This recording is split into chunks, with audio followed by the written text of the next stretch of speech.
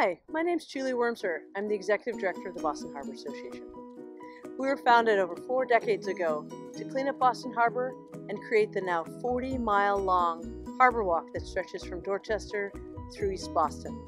With those initial goals accomplished, we're now focusing our attention on reconnecting the city with the waterfront and keeping the ocean out of our subway system and our basements.